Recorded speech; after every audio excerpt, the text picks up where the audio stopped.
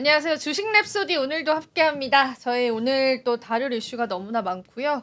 내외적으로 굉장히 많은 이슈들 함께하고 있습니다.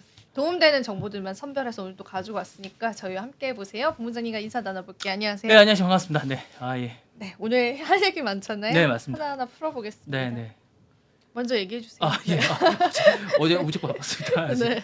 어제 네, 어제 무척 바빴습니다. 네. 어젯밤에 우리 대통령께서 비상계엄을 선언하시는 바람에 갑자기 어제 10시 반쯤인가 비상계엄을 선언하셔서 이제 예전 같으면 비상계엄 선언하시면 이제 다른 일 때문에 바쁜데 이제 제가 이제 직장을 바꾸고 나서 비상계엄을 선언하면 제일 먼저 환율을 봅니다. 환율을 보고 그다음에 이제 암호화폐 시세를 좀 보는데 환율이 엄청나게 치솟더라고요. 그러면서 갑자기 잠깐 지금 제 차트를 보시면 이제 이 환율 차트가 어제 이게 갑자기 확 이게 치솟더라고요. 그러면서 이게 막 이렇게 막 치솟으면서 이게 막 이렇게 막 치솟는 거예요. 그러면서 이제 이게 막 치솟기 시작합니다. 이렇게 막 치솟더니 저도 봤어요. 예, 실시간으로. 이렇게 치솟으면서 1,430원, 40원 가까이 막 가더라고요. 그래서 갑자기 그러면서 제가 이제 기사를 막 만들기 시작하면서 이제 어제도 너튜브 새벽 밤에 네. 올라오더라고요. 네, 그래서 제가 이제 안 되는 목소리로 제가 막 너튜브를 와. 만들기 시작했습니다. 진짜 대단하세요. 네, 속보로 해서 제가 조회수 완전 네, 대박이던데요. 엄청나게 해서 막 저희 많은 분들이 엄청나게 욕을 하시더라고요.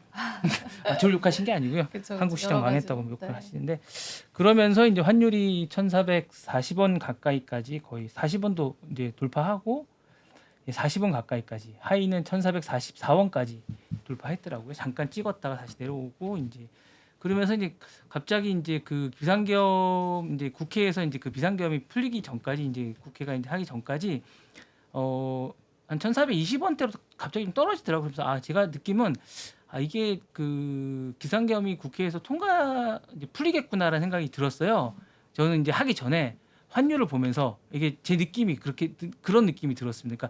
그러니까 국회에서 통과되겠구나, 안 되는 게 이제 이게 통과되겠구나, 비상계엄이 풀리겠구나라는 느낌이 환율을 보면서 저는 약간 그런 느낌, 오히려 그런 느낌을 좀 받았습니다. 금융시장을 보면서 네, 반대로 이 시나리오를 예측하셨구나. 예, 약간 그런 느낌을 받았습니다. 그러니까 환율이 1,420원대로 갑자기 좀 떨어지면서 네. 국회가 이제 좀 진정이 되면서 환율이 진정이 되면서 이게 갑자기 이제 국회에 모이는 걸 보면서 환율이 떨어지는 듯한 느낌을 좀 받았거든요. 이제 그러면서 이제 투표를 하기 시작하는 느낌을 받으면 환율이 떨어지더라고요. 그러니까 네. 이게 국회 이제 정상화 되겠구나, 곧 이제 비상계엄이 풀리겠구나라는 생각이 들더라고요. 그러면서 이제 환율이 풀리면서 역으로 이제 그런 생각이 들었습니다. 그래서 이게 곧 되겠구나라는 생각이 들면서 지표가 먼저 선행이 되는구나, 이게. 그게 좀 신기해요. 네네네네네. 그렇지 않아요? 예, 시장의 지표가 먼저 선행이 된다는 네. 생각이 듭니다.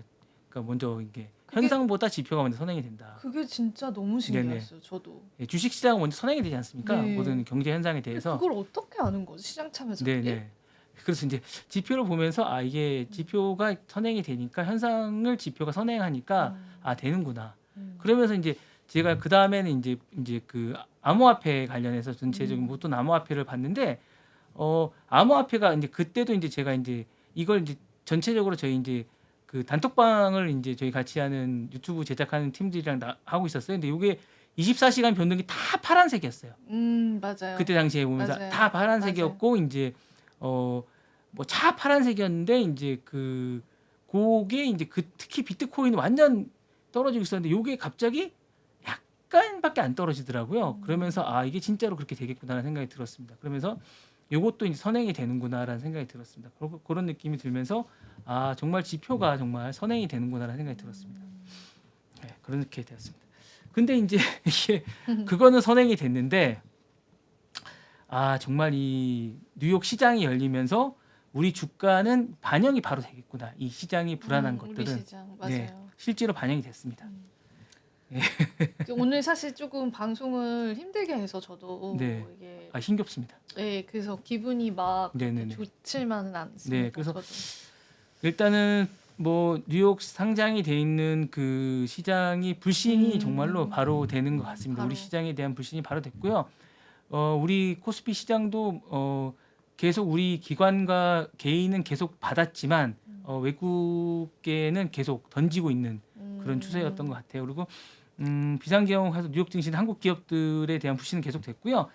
포스코홀딩스, 쿠팡, 한국전력, LG디스플레이, SK텔레콤, KB금융, 우리금융, KT, 아시아셰어 다 떨어졌습니다. 그래서 포스코홀딩스가 가장 많이 떨어서 마이너스 4.36, 그다음에 쿠팡이 마이너스 3.74, 한국전력이 마이너스 2.10, LG디스플레이가 마이너스 1.76, SK텔레콤스가 마이너스 1.63, 그다음에 KB금융이 마이너스 1.60, 우리금융이 마이너스 1.15, KT가 0.46 이렇게 떨어졌습니다. 그러니까 다 떨어졌습니다. 예. 아휴, 그래서 진짜 같이 한숨을 쉬게 되는 게 네네네네. 항공 리스크가 너무 커졌어요. 네네네. 그 여행 금지 국가 네네. 됐습니다. 심지어 전쟁 중인 나라에서 네네. 한국 위험하니까 가지 네. 말아라. 그리고 이러고 이제 있는 뭐 제가 볼 때는 이제 그 사실은 이제 이거는 약간 여담이긴 한데 그 프로야구 선수들 용병들 오지 않습니까? 약간 그 코리아 디스카운트가 아니라 약간 코리아 디스카운트처럼 약간 더 요구하기도 한다고 합니다. 그렇겠네요. 협상을 더 하겠네요. 예, 내가 예. 이 위험 국가에 네, 네, 가는데 네, 네. 우리가 사실 뭐 군대도 막 이라크 파병할 네, 때 더 네. 많은 용병들이 보급을 돈을 더 주지. 요구한다고 예, 합니다. 더 요구하죠. 네, 당연히. 네, 네. 지금 외교 일정도 다 취소되고 있습니다. 네, 네. 너무 무서워요. 이게 진정이 될까요? 진정이 되실 거라고 아, 이제 보세요? 시장은 빠르게 진정이 되고 있는데 음. 기본적으로 이제 불신이 많이 되다 보니까 뭘 일을 하려고 하면 상당히 좀 이제 회복되는데 그러니까 이게 사실은 뭐 왜 하셨는지는 이제 뭐 어떤 심정적인 것들과 여러 가지가 그렇죠, 여러 가지가 있기는 있겠죠. 있지만 네. 이게 한번 이렇게 하신 것과 많은 회복하는데 너무 많은 에너지를 또 써야 되고 국력이 정말로 정말 써야 될 때 쓰는 게 아니라 지금 이게 지금 반도체 시장이나 이런 것들이 정말 해야 될 게 너무 많은데 지금 대통령께서 정말 이렇게 한번 하시고 나서 정말 경제적으로나 정말 이 시장 자체는 정말 너무 많이 흔들리고 있습니다. 맞아요. 예, 정말 이게 정말 뭐 대통령께서 왜 하셨는지는 뭐 10분 이해한다고 치더라도 지금 이게 영향력이 예, 엄청나요. 예, 정말 이게 네. 정말 한번 회복하는데 어떤 시스템을 한번 돌리는데 정말 이게 너무 힘듭니다, 정말. 맞아요, 맞아요. 네, 죽어라 하는 것 같습니다. 맞아요, 맞아요. 네, 지금 사실 저희가 그 네. 전장이 되게 분위기가 좋았거든요. 국내장이. 네, 근데 네. 이제 그런 부분들을 그대로 상쇄시켜 버리는 발표였어서 정치적인 성향이 없는데 저는 그걸 떠나서 그냥 시장 참여자로서는 조금 안타깝다 그런 생각도 좀 드는 시점인 것 같아요. 네, 맞습니다. 예. 안타깝습니다. 지켜봐야겠다. 할 말이 없습니다. 네. 다음 이야기 그럼 얘기해 볼까요? 네, 네, 네, 네. 전반적으로 이제 한국장은 별로 안 좋았는데 뉴욕장은 좋았습니다. 맞아요. 또 뉴욕장은 좋았죠. 네. 뉴욕 주식장은 블루칩 중순으로 다우존스 30하고 이제 전거래일보다 이제 조금 나왔는데 대형 주식인 S&P 500은 어쨌거나 올랐습니다. 2.73포인트 올랐고요. 기술주 중심 나스닥도 이제 0.4% 올랐고요. 전반적으로 다 기술주 그러니까 기록을 다 갱신했습니다. 그러니까 이제 한국장은 안 좋은데 이제 그 미국장은 이제 우상향으로 계속 상승하고 있는 전반적인 그런 겁니다. 그리고 이제 그 팻 겔싱어가 사임을 했습니다. 네. 팻 겔싱어 사임을 했는데 이거 좀 이따 알려드릴 텐데 네, 좀 이따 얘기 좀 팻 겔싱어 사임을 했는데 팻 겔싱어는 퇴직금으로 이제 1,200만 달러를 받게 됐습니다. 네. 많은 건 아닙니다. 저한테만. 아니 외국인들이 그치, 이제 퇴직금으로 그치. 4년 동안 일한 건 1,200만 달러는 그렇게 많은 건 아닙니다. 네. 그렇구나. 네네. 네. 그 정도 받게 됐다고 좀 이따 얘기를 하게 될 거고요. 그리고 이제 환율은 지금 1,410원 정도 하고 있습니다. 사실 많이 올라간 겁니다. 1,410원이면 이 사실은 이제 외국 쇼핑을 많이 하는 저로서는 상당히 부담되고 금액입니다. 그 환율 맞아요. 환율이 네네네. 그랬었죠, 맞아요. 어제 이제 1,440원까지 갔던 상황이라 그리고 이제 이렇게 되면 사실은 이제 기름값이나 전반적인 유류 이런 것들이 많이 올라가게 됩니다. 항공도 네네네. 그렇고요. 해외 여행 항공도 가시는 그렇고, 분들이 네. 부담스럽습니다. 사실은. 유류비도 그렇고. 네네네네. 뭔가 그리고 이제 지금 이렇게 되시면 이제 뭔가 수입을 하시거나 이런 분들이 상당히 좀 힘듭니다. 예. 맞아요. 수출하는 분들도 뭐 상대적으로는 네, 잠시 네, 괜찮을 수 있지만. 네. 그리고 이제 미 사이버 먼데이 얘기 잠깐 해드리면 네. 지출이 역대 최고였습니다. 예. 음. 현지 시간 CNN 인용한 어도비 어널리스트라고 이제 이게 뭐 이제 소비 성향을 분석하는 건데요. 전날 사이버 먼데이 지출한 건 전년 대비 7.3%더 나왔고요. 133억 달러, 약 19조 정도로 사상 최고치를 기록했고요. 지난해 기록인 124억 달러를 1년 만에 갈아치웠습니다. 네. 사실 사이버 먼데이가 이제 블랙 프라이데이하고 이제 연달아 하는 건데요. 미국의 최대 쇼핑 대목입니다. 2시간 동안 60초당 1,580만 달러, 223억으로 쓴 것으로 이제 추정이 됩니다. 그러니까 1분에 200억 정도 쓴 걸로 기분이 되고요. 예, 엄청난 겁니다. 와. 어도비 언어스택이 이제 다른 걸로 하면 온라인 지출액이 108억 달러고요. 약 15조 정도 썼다고 합니다. 예, 전년 대비 10.2% 정도 늘어난 수준이고요. 예, 엄청나게 많이 쓰고 있습니다. 지금 이게 뭐 엄청난데요. 그러니까요. 네. 아니 근데 그 블랙 프라이데이 때도 엄청나는데 네네네. 사이버 먼데이에도 엄청나고. 네네네. 야, 이게 막 주가에 반영이 됐나요? 그래가지고. 예, 이게 전반적으로 반영됐어요? 이제 지금 잠깐 볼까요? 네, 지금 같이 한번. 아마존닷컴이 올랐네요. 전반적으로. 예. 1.3%. 예, 전반적으로 아마존닷컴은 우상향으로 계속 오르고 있습니다. 지금 보시면 네, 오르고 있고요. 전반적으로 213달러 계속 오르고 있습니다. 지금 보시면 일주일 쪽으로 이제 주가를 보시면 역대 최고치를 좀 찍고 있네요. 네. 신고가 랠리를 가고 네, 있군요. 신고가 내려고 가고 있습니다. 네. 좋네요. 네. 근데 우리나라 증시랑 상반되는 네. 그런. 그러니까 이게 보시면 네. 지금 어쨌거나 이제 그 아마존닷컴 같은 걸 보시면 전반적으로 이제 이게 추수감사절이나 이런 걸 보시면 한 달 단위로도 보시면 이게 좋습니다. 지금 보시면 아마존닷컴이 한 달 단위도 보시면 이게 지금 좋은 겁니다. 그러니까 이게 정말로 진짜 실질적으로 아마존닷컴이 블랙 프라이데이나 사이버 먼데이 효과를 보고 있다는 걸 실제로 알 수 있습니다. 예, 이게 그러니까 바로 반영이 돼요? 바로 반영이 되고 있는 겁니다. 그때 예, 말씀하신 대로 것처럼? 제가 말씀하는 네. 거대로 실질적으로 반영이 되고 반영 있고요. 바로 돼요. 네네네. 이야. 사이버위크는 온라인 지출은 지난해가 이제 380억 달러였고요. 올해는 총 411억 달러라고 이제 58조 정도 됩니다. 이제 올해 이제 이걸 견인한 거는 모바일 쇼핑이 활성화된 거라고 합니다. 그러니까 전체 비중은 57% 정도 되고요. 지난해는 33% 증가했다고 합니다. 그러니까 SNS가 이제 페이스북이나 이제 이렇게 인스타나 이렇게 인플루언서들이 이제 많이 하게 된 거고요. 이렇게 이제 이정 아나운서도 한번 해보시죠. 인플루언서니까 한번 해보시죠. 저는 이제 인기가 없어서요. 저는 유명하지가 않아가지고 서경에서만 유명합니다. 여기서 이제 하시면 될 것 같습니다. 네. 쇼핑을요? 네, 쇼핑 우리도 할 수 있습니다. 우리 할 수 있으니까. 좋습니다. 네. SNS 인플루언서가 제휴한 이제 수익 모델이 발달되면서 올해가 이제 20% 3배 가까이 지난해 7%였는데 올해 20% 정도 됐고 가장 인기를 끈 건 장난감이라고 합니다. 예. CNN이 발표한 것에 따르면 엘프 온 더 쉘프 인형하고 레고 세트, 해리포터의 피규어가 이제 사이버 먼데이 동안 가장 많이 팔렸다고 하고요. 그다음에 컴퓨터, 헤드폰, 스피커, 전동 스쿠터, 스마트워치 같은 전자제품이 많이 팔렸다고 합니다. 네. 이렇게 쭉 얘기하고 있네요. 전반적으로. 예. 바로 반영이 되는 게 네, 신기해요. 네, 그죠? 그렇게 얘기하고 있다고 합니다. 실적이 이번 기회에 확 뛰었는데 그게 네네. 이제 주가에 바로 반영이 된다는 거는 그만큼 시장의 유동성이 많다라는 맞습니다. 거니까 네. 많은 자금들이 이제 또 미국 쪽으로 몰리게 되는 그런 네네네. 현상들 벌써부터 좀 나오고 있는. 맞습니다. 어. 네, 이렇게 잘 팔리고 있습니다. 전반적으로 보니까 좋네요. 근데 우리에게 좋은 건지 모르겠습니다. 네. 네, 우리나라도 사실은 이제 이렇게 좀 뭐 이렇게 진짜 이게 뭐냐면 미국은 세일을 하면 진짜 세일을 하거든요. 그러니까 제대로. 가격을 속이지 않습니다. 그러니까 우리나라는 가격을 비싸게 판 다음에 약간 이렇게 좀 낮추는 경향이 좀 있어요. 그러니까 이게 미국은 가격이 정말로 정말 이게 정말 정찰제거든요.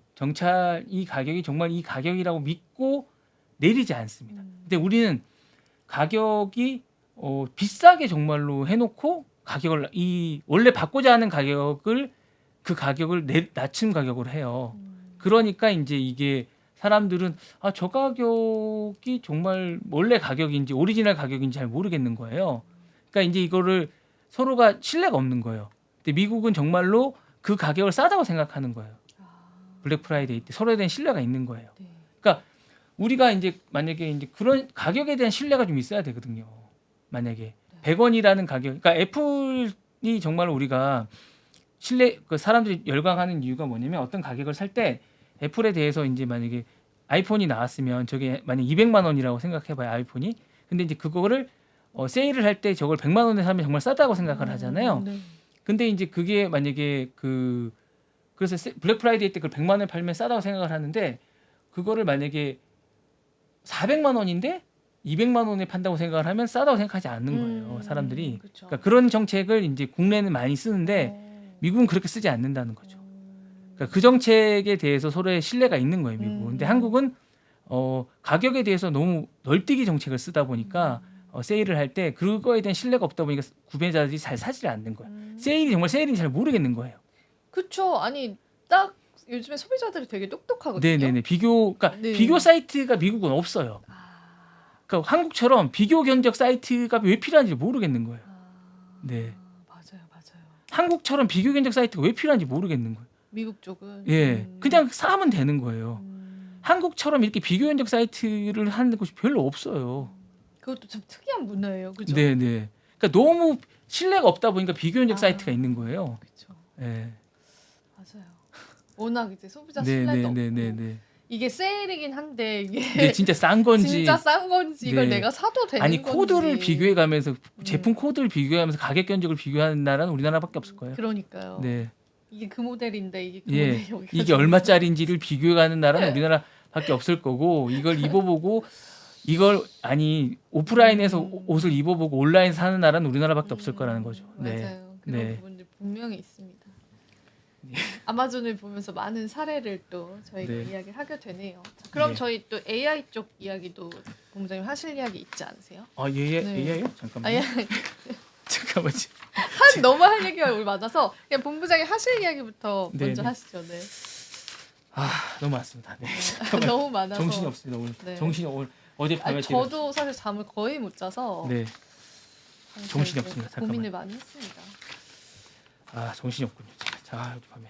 아 제가 메타가 어제 사상 최고치를 기록했습니다. 메타 쪽 이야기. 네, 잠깐 메타 얘기를 잠깐 좀 해드리겠습니다. 제가 메타가 어제 주가 사상 최고치를 기록했습니다. 사실 사상 최고는 603.02달러를 기록했습니다. 메타가 그리고 시가총액이 1.52를 기록했습니다. 그러니까 이게 1년 동안 87.4%를 기록했고요. 이게 사실은 기술업계의 큰 전환점을 기록했다고 할 수 있습니다. 그래서 메타가 저는 사실은 계속 뛸 것 같습니다. 여러분들 메타는 좀 주목해서 보셔야 됩니다.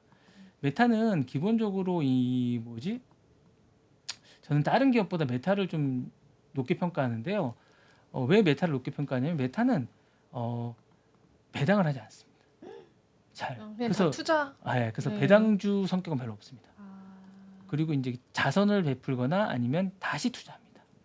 그래서 주주들한테 별로 좋은 주는 아닙니다. 그러니까요. 아니, 네. 주주 환원은 안 하시네요. 예, 주주는 별로 안 좋습니다. 다만 투자 뭐라 그럴까 주가로선 좋은 주입니다. 아 그래요. 예, 그러니까 이게 어떤 성장 가능성이 되게 높기 때문에 이 주주들한테는 좋은 주는 아니지만 그러니까 배당받기에는 좋은 주는 아니지만 투자 가치로서는 되게 좋은 주입니다. 성장 가능성은 되게 좋은 주라고 상당히 됩니다. 그러니까 다시 대투자를 하고 그런 주입니다. 그러니까 제가 이제 메타는 회사로서 그러니까 다니기에는 되게 좋은 회사라는 생각이 들고요. 회사를 다니기에는 되게 좋은 회사라는 생각이 들고요. 그 다음에 성장 가능성은 되게 좋은 회사라고 생각이 들고, 그 다음에 그런 생각이 들어요. 그 다음에 배당을 하지 않고 본인이 큰 욕심이 또 없다는 생각이 들어요. 약간 그런 생각이 있고 재투자를 하고 성장 가능성은 되게 높다는 생각이 듭니다. 제가 볼 때 그런 성장이 되게 있다는 생각이 좀 들어요. 그러니까 메타가 그런 점에서 되게 좋은 회사라는 생각이 듭니다. 그런 부분이 좀 있어서 성장 가능성, 그러니까 지금 제가 볼 때는 메타는 좀 섣부른 생각이 있지만 저는 $1,000까지 갈 수 있다고 봅니다. 진짜로요? 예, 그러니까 왜냐면 AI 쪽에서 아주 급성장을 할 수 있을 것 같고, 그 다음에 저는 이 CEO에 대한 성장이 저커버그에 대한 가능성이 되게 높게 있을 것 같고, 일단 욕심이 없어요. 이 환원, 아까 그 사회 환원을 사회 말하잖아요. 환원뿐만 아니라 이 기업에 대한 이 메타란 기업에 대한 가치 투자 말고는 큰 가치에 대한 어떤 이 기업에 대한 어떤 이 기업을 키우는 거 말고는 욕심이 없는 것 같아요. 네, 그리고 일단 젊어요. 맞아요. 네, 그것도 젊다는 중요해요. 게 되게 메리트가 있는 것 메리트 같아요. 있어요. 그러니까 맞아요. 저는 어제 손정희 회장도 잠깐 보는데 이 어떤 CEO는 젊어야 되는 것 같아요. 판단이나 이런 것들은 빨리빨리 그 나이 때 해야 되지. 저는 한 50 넘어가면 경영을 하면 안 될 것 같아요. 그러니까 저는 그 누구죠? 마이크로소프트 회장처럼 그때 되면 은퇴를 해야 되는 것 같아요. 그러니까 판단을 하거나 경영을 하는 나이 때는 다 정해져 있는 것 같아요. 그래서 그때까지 하고 노력하고 그냥 최선을 다하고 자기가 그냥 노력하고 기업을 위해서 최선을 다하고 그러는 이런 CEO가 되게 중요한 것 같아요. 저커버그는 자기의 온 노력을 다 여기다 바치고 이거에 만족하고 저는 그거에 놀랐어요. 옷이 한 벌 단벌밖에 없고 그걸 위해서 그냥 신경 쓰기 싫어서 그거 하는 노력을 위해서 하는 것들이 너무 멋진 것 같아요. 차도 그냥 딱 2대 그렇게 하고 그냥 그렇게 하는 게 너무 멋있어요. 저는 그런 노력만 하는 것들이 그리고 뭐 환원하고 그 다음에 다른 것도 하지 않고 다시 투자하고 이러는 것들이 기업을 성장시키기 위해 노력하고 이런 것이 너무 멋있는 것 같아요. 그러면 기업이 성장할 수밖에 없어요. CEO 리스크는 전혀 없고 그러니까 부수적인 것들에 욕심이 없으시고 네. 근본적이고 그러니까 원초적인 네, 것들만 항상 바라보면서 네. 사는 거죠. 젊기도 네, 하고. 네, 네. 그쵸? 그리고 이 기업 성장을 하기 위해서 문어발식도 하지 않아요. 그건 그런 네, 것 같아요. AI 쪽에 딱 포커싱을 맞추고 포커싱. AI 성장을 위해서 그리고 이제 어떤 선택을 할 때 기업을 성장을 시킬 때 선택과 집중해서 우리가 보면 알잖아요. 그 어떤 멜라녹스 했던 엔비디아가 어떤 선택을 할 때 여기서도 지금 보면 그 메타도 그때 보면 페이스북이 인스타를 선택할 때 그런 거나 지금 또 보면 AI로 가는 마당에 그런 선택을 할 때도 보면 잘 선택을 하는 것 같아요. 그러니까 그런 선택이 되게 중요하잖아요. 그럼요. 최태원 회장이 지금 그 하이닉스를 선택해서 선택했던 HBM으로 것처럼. 가는 그런 과정도 보면 그런 거 마찬가지로 선택에서도 아주 잘 선택을 하고 있는 것 같아요. 그래서 그런 노력을 게을리하지 않아요. 그래서 제가 볼 땐 메타는 아주 제가 볼 땐 잘 가고 있는 것 같아요. 그런 면에서 저는 상당히 좋은 것 같아요. 그리고 지금 또 클라우드 사업도 좀 가고 있거든요. 그런 면에서는 뒤지지 않는 것 같아요. 좋은 인재들 잘 영입하고 있고 그러면 성장해서 되게 좋은 것 같아요. 네, 좋은 것 맞아요. 같습니다. 그리고 네. 젊어요 아직. 네. 그런 부분들도 메리트가 될 것 같아서 다만 지금 소송을 너무 많이 당하고 있고 독점이나 이런 부분들만 잘 해결하면 잘 할 수 있을 것 같고 그리고 이제 트럼프하고 관계도 나쁘지 않은 것 같아요. 지금 이미 그래서 한 번 좀 굽히셨잖아요. 네, 굽히셨고 그래서 잘 하고 이 뭐랄까 유연성도 있는 것 같아요. 그런 부분에서 네. 전화도 유명하죠. 걸고 네. 네. 뭐, 기본적으로 이타적인 사람이잖아요. 네, 네. 그런 분들의 유연성이 그리고 있더라고요. 일단 운동도 잘 하고 운동 네, 중요한 운동도 거죠. 잘하고 주짓수 잘하잖아요. 유단자잖아요. 그 미국 분들은 오히려 막 치과 의사 하면서 운동 선수하고 이렇게 좀 운동 문화가 고등학교 때 기본적으로 운동을 해야 돼요. 엄청 잘 되어 있대요. 네. 네. 고등학교 때 의무적으로 운동을 해야 돼요. 아 그렇구나. 네, 각 과목에 그게 돼 있어요. 2시간씩 해야 돼요. 네. 몰랐습니다. 토종 한국인이다. 그럼 마지막 이야기 한 가지만 전해주시죠. 네. 그다음에 이제 그 아마존닷컴이 새로운 AI 모델을 출시하고 있습니다. 예, 그리고 이제 그 AWS 컨퍼런스에서 노바라는 고급 인공 모델을 제품군을 공개했습니다. 이 모델은 텍스트, 이미지 그런 속도를 비용 효율성을 자랑하고 있고요. 새로운 표준을 제시하고 있습니다. 이게 이제 75% 저렴한 제공하겠다고 해서 관심을 모으고 있고요. 마이크로 라이트 프로 모델을 이미 하고 있고 2021 1분기 출시를 앞두고 있다고 합니다. 이거 이제 메타나 구글 오픈 AI 등과 이제 견줄 만큼 강력한 모델을 하고 있다고 하니까 이제 기대하시면 좋을 것 같고 지금 아까 말씀드린 것처럼 이제 이게 앞으로 AI 관련해서 이제 빅테크들이 계속 선보이고 있습니다. 그래서 이게 내년 되면 이게 이 부분에 관해서 상당히 많은 분들이 이제 계속 나올 거 있을 것 같고요. 재밌을 것 같아요. 제가 볼 때 이런 부분들이 재밌을 것 같으니까 이제 기대해 주시면 좋을 것 같은데 우리는 지금 이런 상황인데 정말 쓸데없는 거에 지금 저희가 하고 있는 것 같습니다. 네, 우리가 지금 이럴 때가 아닌데 지금 참. 예. 맞아요. 저희 갈 길 네. 바쁩니다. 내일은 제가 세일즈포스 얘기를 좀 해드리겠습니다. 좋습니다. 예, 클라우드 컴퓨팅 얘기고요. 세일즈포스가 지금 엄청나게 잘 되고 있거든요. 네. 미국의 전문 기업입니다. 이거 이제 내일 기업 하나씩 제가 소개를 좀 내일 드디어. 해드리겠습니다. 예. 비트코인 얘기 좀 해주시죠. 네, 오늘 다행히 저희가 10분이 있는데요. 오늘 네. 할 얘기가 좀 많아가지고요. 사실 간밤에 이제 자료 같이 볼게요. 비상계엄 선포에 이제 업비트랑 빗썸 사이트 접속이 안 됐는데 거래 대금이 그 하루만 50조라고 해요. 코스피 코스닥을 엄청 뛰어넘었죠. 그러니까 뭐 매도 패닉세. 그러니까 시청자분들 아니라 투자자분들이 완전 그 난리가 났었던 날이었습니다. 힘들었었죠. 저도 이제 그걸 보면서 놀랐는데 요거는 이제 제가 실시간으로 이제 보여드리려고 가지고 왔는데 실시간으로 제가 좀 그때의 모습을 캡처를 해놓은 거예요. 근데 이게 재생이 안 되네요. 재생이 되면 좋은데 다시 한번 여기서 재생을 한번 해드릴게요. 실시간 코인 사이트를 한번 제가 캡처를 해봤습니다. 이게 이제 실시간으로 막 정신없이 움직이는 그 실시간이에요. 보면 시간도 10시로 딱 10시 47분 이렇게 막 움직이다가요 멈췄어요. 업비트 사이트가. 그래서 그 부분들을 보면서 큰일 났다 코인 시장. 그러면서 사람들이 연락이 오기 시작해요. 나한테. 그래서 어떡하냐고 저한테 어떡하냐고 막 지인들이 연락이 와요. 빅맘하시군요. 그런 건 아니고 이제 주변에 방송을 이제 하는 걸 알고 하니까 막 여기저기서 연락이 와요 밤에. 그래서 일단은 좀 지켜보자. 근데 일단 저도 하면 됩니까 앞으로 이제? 전화 주세요. 네. 전화 주세요. 아니 네. 혹시 또 걱정 하면 안 될까봐 밤늦게. 네. 괜찮습니다. 그래서 네. 막 다 이제 전화 받고 막 그 저희 톡으로 막 얘기하면서 저희는 어제 너무 바빴어요. 왜냐면 코인 시장이 진짜 말도 안 되게 이제 움직였거든요. 수치적으로 말씀드릴게요. 29분 만에 33.4% 비트코인이 하락을 했습니다. 여기 딱 잘 가능한 나와 있어요. 겁니까 저게? 지금 1억 3천만 원이었는데요. 네. 8,900만 원까지 떨어졌어요. 저게 살 수 있었습니까 저 때?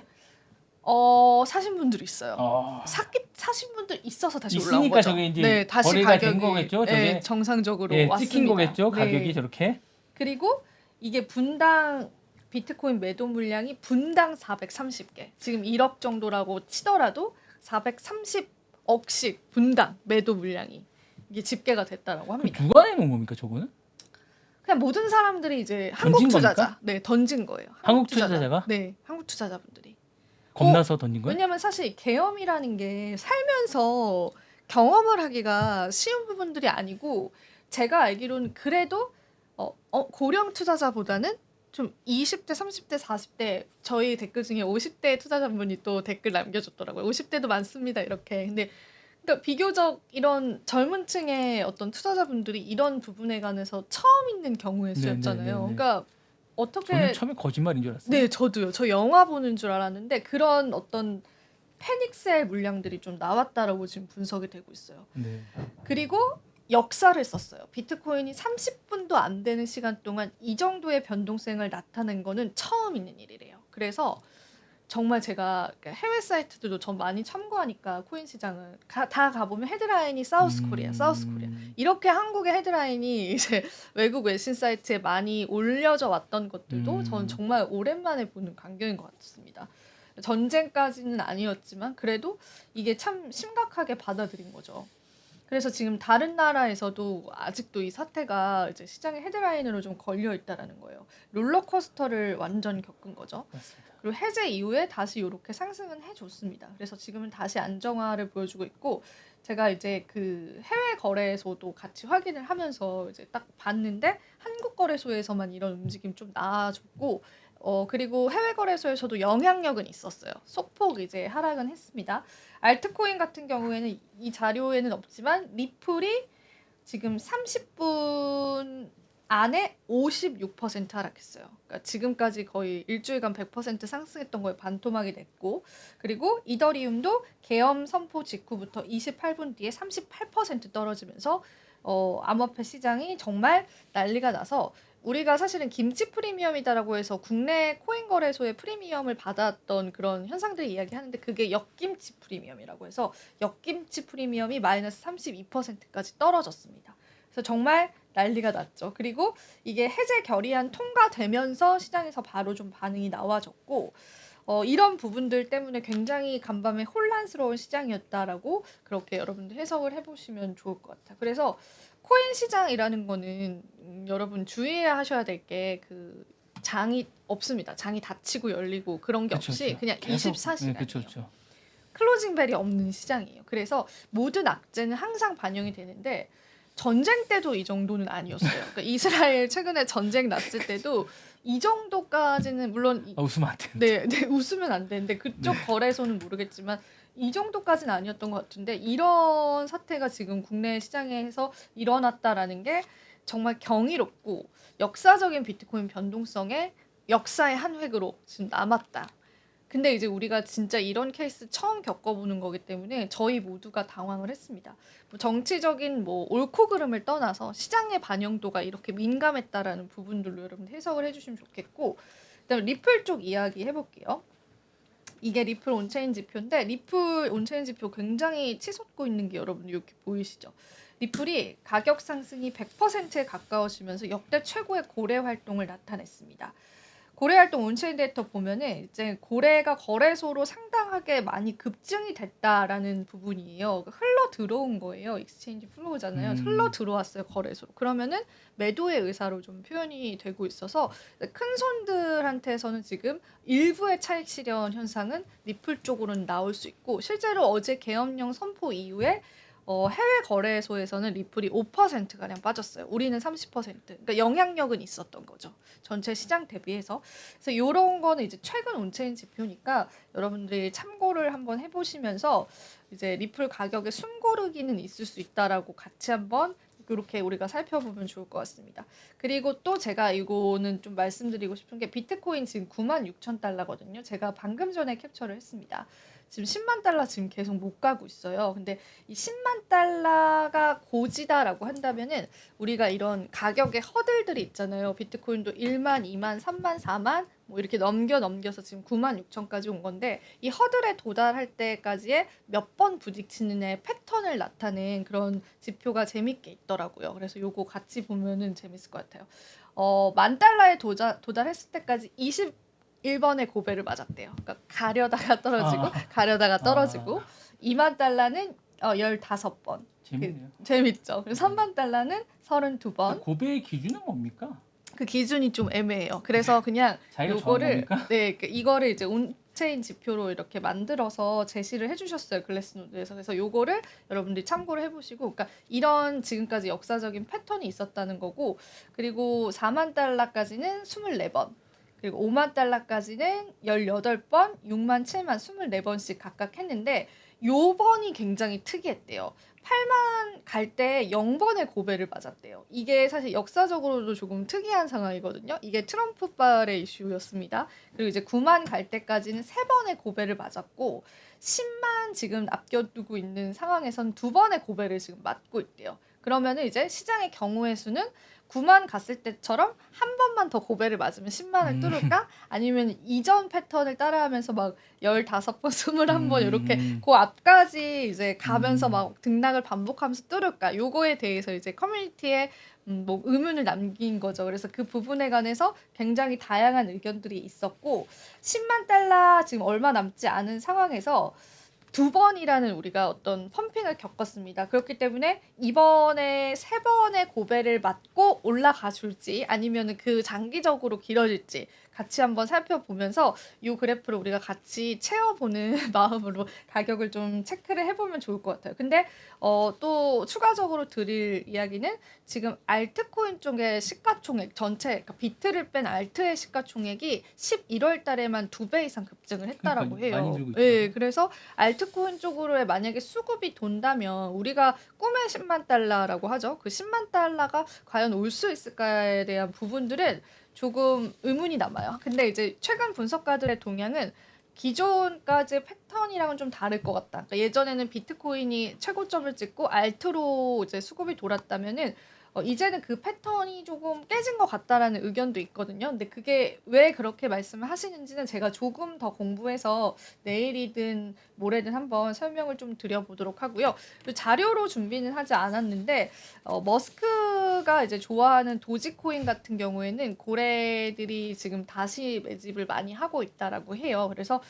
도지 강세 요인 중에 하나다라고 이야기를 했는데 센티먼트 데이터에 따르면 고래 투자자들이 일단 지난 주말 동안 대규모의 그 도지를 지금 현재 계속 사모은 것으로 나타나 있는데 제 자료 있으니까 바로 여기서 한번 보여드릴게요. 아이고, 요거 그 자료가 있어서 고래들이 지금 도지를 다시 사모으고 있는 모습들이 지금 포착이 됐거든요. 그래서 요거 바로 띄어서 보여드릴게요.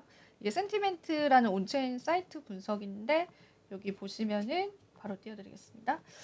지금 고래들 매집이 지금 나타나는 거거든요. 여기 보시면 일시백, 천만, 십만, 백만, 천만, 뭐 억개부터 해가지고 더 많은 물량을 가지고 있는 고래들이 지금 이렇게 매집세를 보여주고 있다는 부분들 때문에 도지가 더 갈 수도 있다는 시장의 인식도 있습니다. 그런데 반면에 그 우리가 정부 효율 부서라고 하죠. 도지의 효율 부서가 머스크가 그거를 2026년도까지만 하고 그냥 종료하겠다라고 했어요. 쭉 임기 동안 가져가진 않고. 그래서 뭐 조금 장기적으로 봤을 때는 이런 부분들 때문에 도지에 관한 가격 조정의 이야기들도 있고, 그것 때문에 도지 커뮤니티에서는 반발을 하고 있습니다. 머스크야 더 도지를 해주렴, 약간 이런 느낌으로 반발을 하고 있는 모습이다라는 것까지도 여러분 윈코인 같이 체크해보면 좋겠습니다. 그래도 다 전했네요. 그래서 간밤에 참 많이 힘드셨을 텐데 암호화폐 이야기는 좀 요 정도로 정리를 해보도록 할게요. 바이낸스 코인은 어떤가요? 바이낸스 코인이요? 그거는 거래소 코인이거든요. 네, BNB 코인. 최근에 왜 이렇게 뜁니까 이거? 아, 그래요? 네. 저는 그거는 공부는 안 해봤는데 제가 봤을 때 바이낸스 쪽에 관한 거래소가 자금 유입이 되게 많았다라고 최근에 7일 동안 되게 많이 증가한 네, 것 같은데 많았다라고 보거든요. 본부장님이 공부 좀 해주셔서 그래요? 말씀드립니다. 제가 잘 몰라서 모르셔서 그래요? 네, 최근에 BNB 이제 코인? 변동이 되게 많아서 증가를 많이 해서 여쭤보는 겁니다. BNB 코인은 이제 바이낸스에서만 유통되는 코인이거든요. 그거는 이제 제가 공부를 해서 내일 좀 알려드릴게요. 네. 네, 알겠습니다. 거래량이 되게 많고 그래서 여쭤보려고 제가 한번 여쭤봤습니다. 알겠습니다. 감사합니다. 네. 그래서 랩소디 오늘도 저희 여기서 인사드리도록 하고요. 또 내일 좋은 정보들로 다시 만나뵙도록 하죠. 시청해주신 여러분 고맙습니다. 네.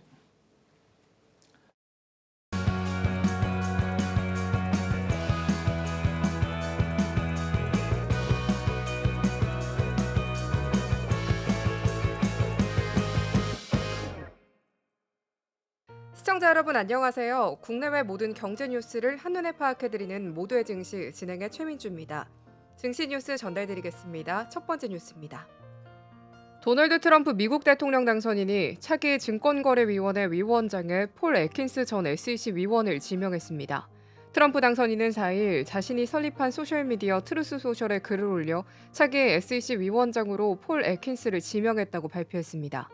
트럼프 당선인은 애킨스 후보자에 대해 탄탄한 경제 성장과 투자자의 요구에 부응하며 우리나라 경제를 세계 최고로 만드는 데 필요한 자본을 제공하는 혁신적인 자본시장과 강력한 경제 성장을 약속하는 인물이라고 소개했습니다. 폴 애킨스는 2002년부터 2008년까지 SEC 위원으로 활동했으며 현재는 디지털 상공회의 소의 토큰 얼라이언스 공동의장으로서 가상화폐 및 디지털 자산 관련 문제에 대한 자문을 제공하고 있습니다. 또한 위기관리 컨설팅 업체인 파토마 글로벌 파트너스의 창립자이자 CEO로 활동하고 있습니다. 특히 애킨스는 친가상화폐 인사로 알려져 있으며 트럼프 당선인은 그가 가상화폐를 비롯한 디지털 자산에 대해 우호적인 입장을 취해온 점을 강조했습니다. 트럼프 당선인은 과거 대선에서 미국을 가상화폐 수도로 만들겠다는 공약을 내세운 바 있으며 이에 따라 애킨스의 SEC 위원장 임명이 가상화폐 관련 규제를 완화할 것으로 보입니다. 애킨스 후보자는 디지털 자산 및 혁신적인 기술이 미국 경제를 더 위대하게 만들 수 있다는 신념을 갖고 있으며 이를 통해 미국의 경제를 성장시키겠다는 포부를 밝혔습니다. SEC 위원장은 미 연방의회 상원의 인사청문회를 거쳐 인준을 받아야 합니다. 애킨스의 지명은 향후 SEC의 정책 방향에 중요한 영향을 미칠 것으로 보입니다.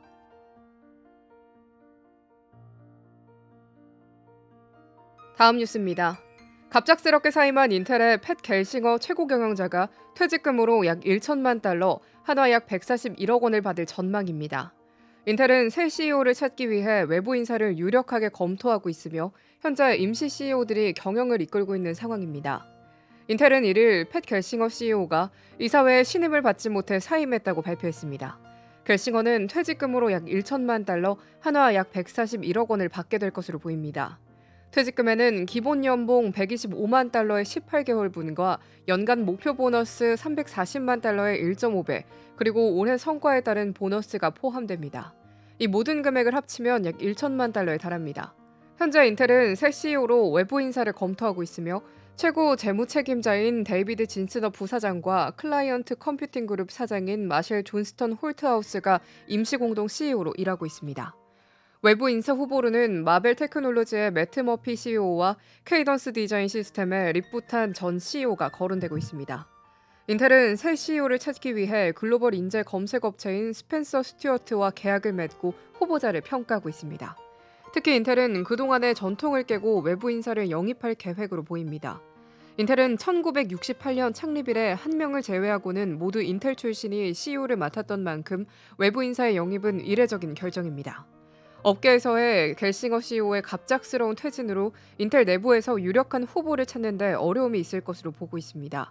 인텔은 새 CEO를 찾는 과정에서 많은 변화를 겪을 것으로 보이며 후임자가 결정되기까지의 과정이 주목됩니다.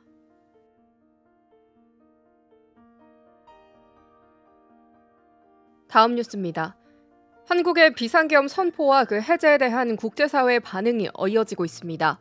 세계 각국은 자국민의 안전을 우려하며 한국에 대한 여행 경보를 발령했습니다. 뉴질랜드 외교부는 한국에 대한 여행 권고를 기존의 1단계, 일반적인 안전 및 보안 예방 조치 시행에서 2단계인 더욱 주의 기울기로 상향 조정했다고 밝혔습니다.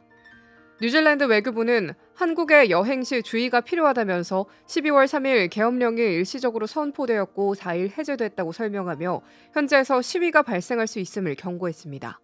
미국 국무부는 한국 여행 권고를 1단계로 유지하면서도 주한 미국 대사관의 경고 메시지를 링크로 추가했습니다.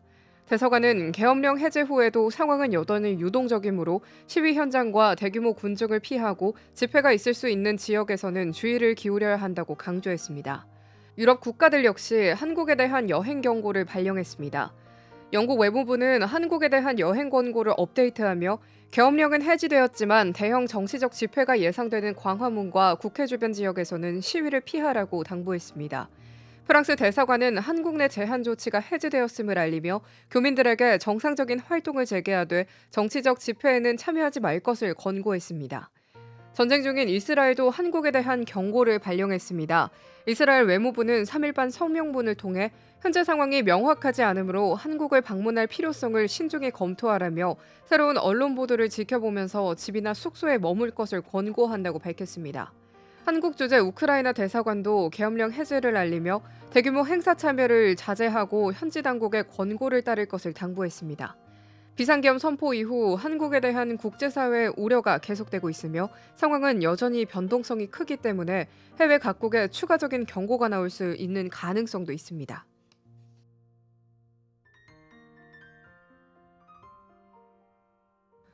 다음 뉴스입니다. 영국의 한 쓰레기 매립지에 버려진 하드드라이브에서 비트코인 1조 원 찾기를 위한 법정 다툼이 벌어지고 있습니다. 하드드라이브 속 비트코인은 현재 시가로 약 6억 파운드, 하나로 약 1조 750억 원에 달하는 것으로 추정됩니다.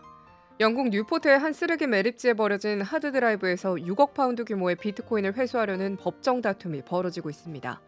비트코인의 소유주인 제임스 하웰스는 지난 2013년 동업자의 실수로 비트코인이 담긴 디지털 지갑이 하드드라이브와 함께 매립지에 버려졌다고 주장하고 있습니다. 하웰스는 이를 찾기 위해 매립지 발굴 작업을 추진했지만 뉴포트 시의회는 이에 반대하며 법적 분쟁이 시작됐습니다. 하웰스는 매립지 발굴을 허가하거나 발굴을 위한 비용인 4억 9,500만 파운드, 한화 약 8,858억 원을 보상금으로 지급할 것을 요구하고 있습니다. 그러나 시의회는 매립지에 있는 물건이 지방당국의 소유이므로 하웰스의 요청을 들어줄 의무가 없다며 고등법원의 정식 재판 회부 여부를 심의해달라고 요청했습니다. 또 하웰스는 비트코인의 10%를 지역사회에 기부하겠다는 제안을 했지만 시의회는 이를 뇌물공여 시도라고 주장했습니다. 시의회 측 변호사는 법 위에 누구도 있을 수 없다며 공익의 해로운 주장에 대한 중재 의무는 없다고 강조했습니다. 하웰스의 변호사인 딘 암스트롱은 시의회의 주장을 부인하며 하웰스가 매립지에 접근할 권리가 있다고 주장했습니다. 변호인은 매립지에서 하드드라이브를 찾는 것이 건초 더미에서 바늘 찾기와 같은 일이 아니며 전문적인 발굴 계획이 수립됐다고 설명했습니다. 또한 재판 회부를 막는 것은 하웰스에게 심각한 불공정을 야기할 수 있다고 우려를 표했습니다. 이번 사건은 매립지에서 버려진 하드드라이브 속 비트코인을 찾는 일이 법적 논란으로 번지며 향후 어떻게 될지 귀추가 주목됩니다.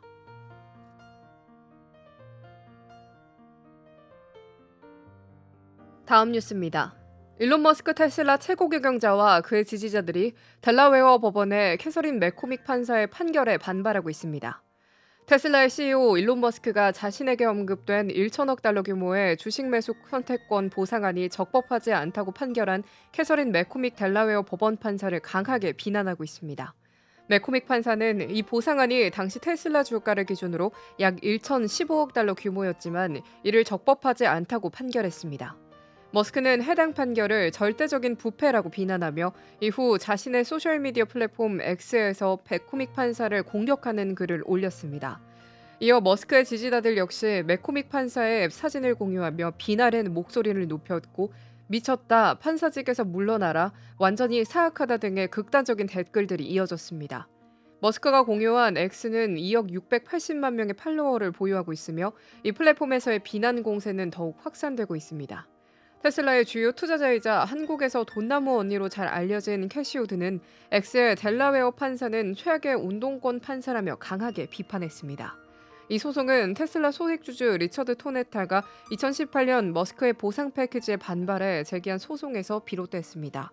맥코믹 판사는 1월 해당 보상안이 적법하지 않다는 잠정 판결을 내렸고 이후 테슬라 이사회는 이를 재승인하기 위해 주주총회를 열었지만 맥코믹 판사는 이를 받아들이지 않고 다시 같은 결정을 내렸습니다. 테슬라는 즉각 항소 의사를 밝혔으며 법조계에서는 맥코믹 판사의 결정을 찬양하는 목소리도 나오고 있습니다. 테슬라 측은 이번 판결에 대해 항소할 예정이며 이와 관련한 법적 공방은 계속될 것으로 보입니다.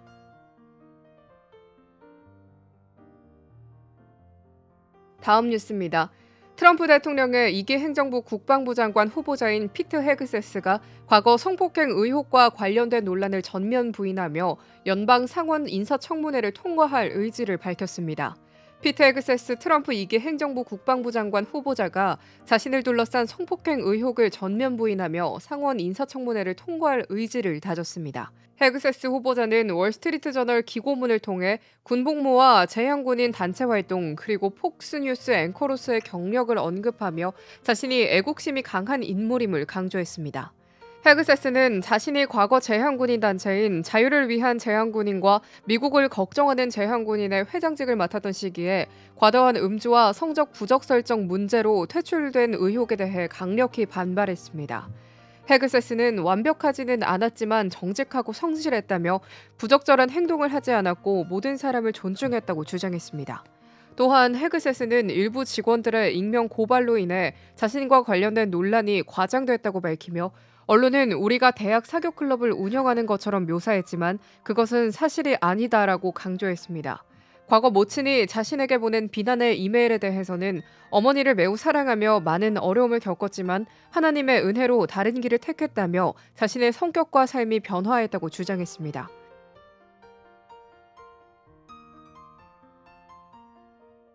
이상으로 모두의 증시 마칩니다. 본 방송에서 전달드린 내용은 투자 판단에 대한 조언일 뿐 해당 자산의 상승과 하락을 보장하지 않습니다. 시청해주신 여러분 고맙습니다.